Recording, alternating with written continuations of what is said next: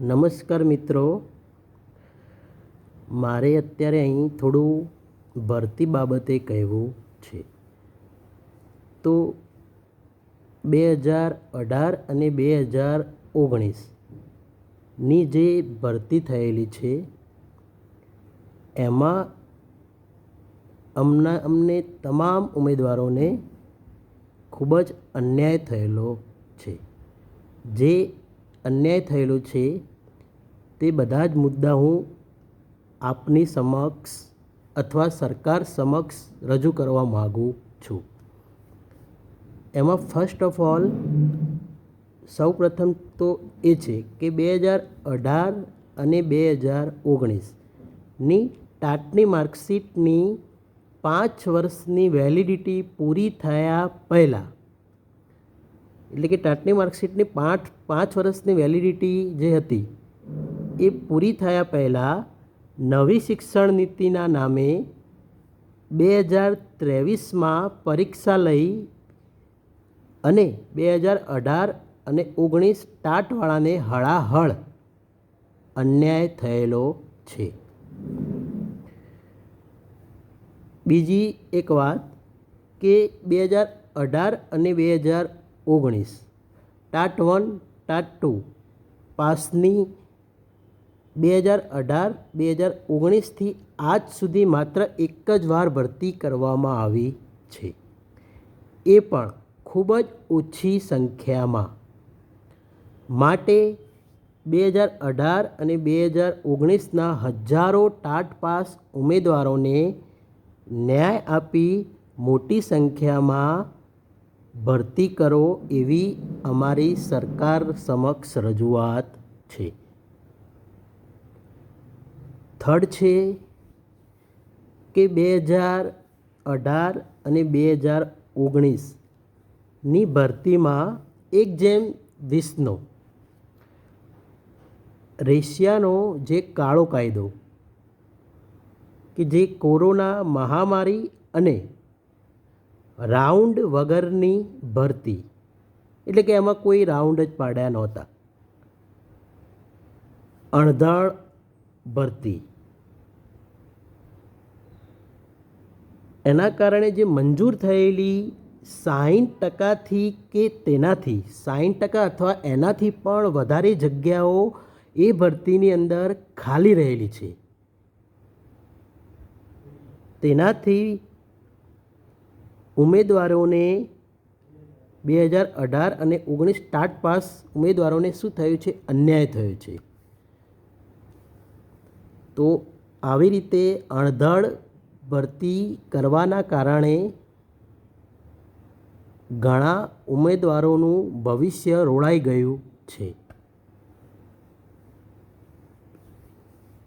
બીજી એક વસ્તુ અહીં એ છે કે 2019ની ભરતીમાં 1:20નો નિયમ અમલમાં આવ્યો હતો.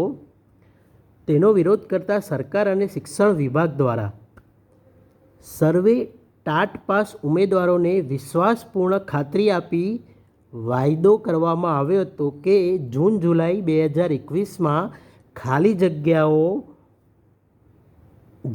જગ્યાઓ છે, જૂન-જુલાઈ 2021માં જે ખાલી જગ્યાઓ છે એ નવી ભરતી થકી ભરવી. તો એના માટે સ્પેશિયલ અમને જે કોરોના મહામારીના કારણે જે ઉમેદવારોને, એટલે કે 2018 અને 2019ના ઉમેદવારોને હળાહળ અન્યાય થયેલો છે, અને બીજું એક કે 1:20નો નિયમ, એના કારણે પણ ઉમેદવારોને ખૂબ જ અન્યાય થયેલો છે.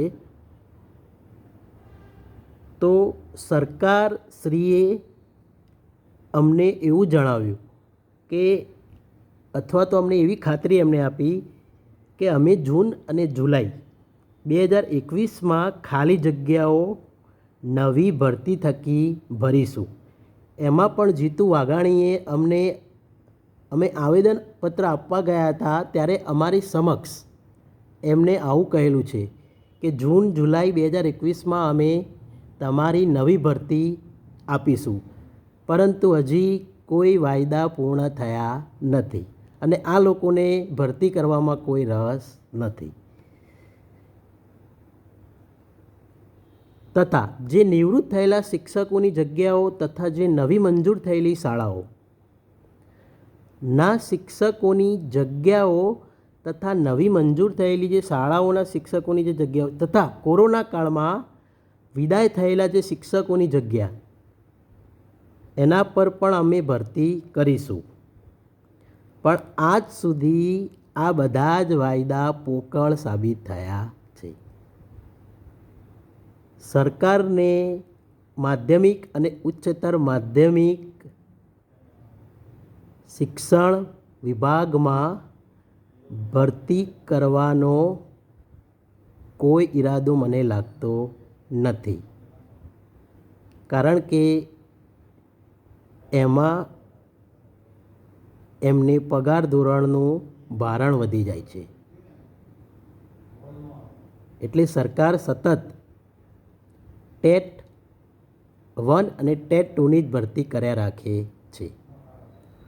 હાયર માધ્યમિક અને હાયરની ભરતી કરવામાં સરકારને કોઈ રસ જ નથી.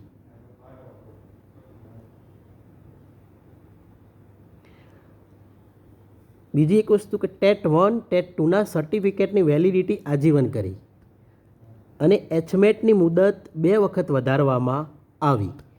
તો પછી ટાટ 1 અને ટાટ 2ની વેલિડિટી કેમ તમે વધારતા નથી? શું ટેટ 1 ટેટ 2 જે પરીક્ષા આપે છે એ જ લોકો ટીચરમાં માન્ય છે?